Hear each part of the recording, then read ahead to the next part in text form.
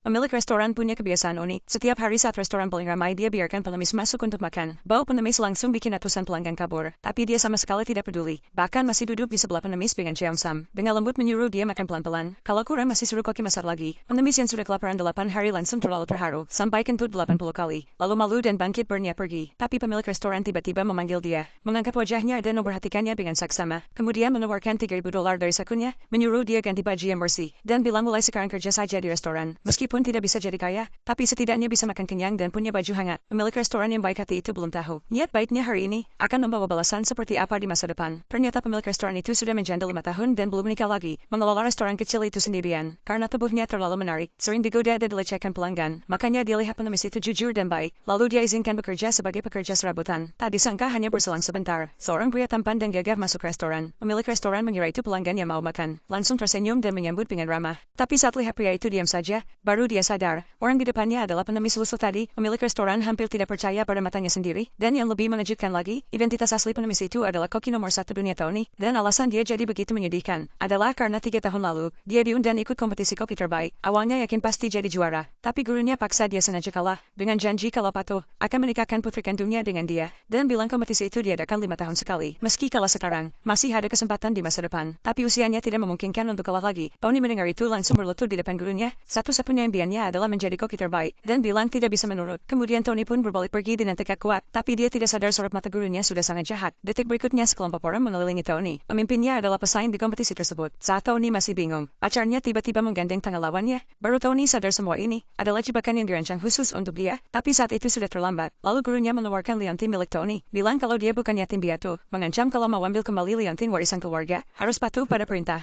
Kalau tidak akan dihancurkan, karena tidak punya pilihan Tony terpaksa menuruti. Hari kompetisi koki pun tiba. Tema kali ini adalah nasi goreng telur. Semua orang yakin Tony pasti menang, karena itu adalah keahlian utamanya. Begitu lomba dimulai, lawan langsung menggoyang telur di tangan 99 kali. Kulit telur terkelupas dan isinya tercampur rata ke nasi. Penonton bersorak-sorai sambil menunggu aksi Tony. Tak disangka dia bahkan tidak bisa memegang telur. Dengan susah payah dia pecahkan telur dengan tangan kiri. Tapi saat masa nasi malah jadi bubur, para juri langsung mengejek dia. Dia ingin menjelaskan, tapi lihat liontin di tangan gurunya. Akhirnya dia menahan kata-katanya, seperti yang diduga dia kalah dalam makian penonton. Tapi gurunya takut rahasia terbongkar, tidak mau membiarkan Tony begitu saja. Akhirnya tangan kanan Tony dihancurkan total. Baru liontin itu dikembalikan. 3 tahun berlalu, Tony yang cacat jadi pengemis pemulung, hanya bisa menyelinap masuk restoran cari sisa makanan. Pelayan yang lihat langsung ingin marah dan mengusir. Tapi untuk pemilik restoran baik hati dan cantik, membiarkan Tony tetap di sana jadi pekerja serabutan. Hari itu restoran sangat ramai. Tapi satu-satunya koki tidak mau kerja sama sekali. Bahkan mengancam pemilik restoran, minta kenaikan gaji $3,000 per bulan. Kalau tidak dia akan keluar. Pemilik restoran tentu saja tidak setuju. Langsung suruh murid koki itu gantikan posisinya. Tapi masakan murid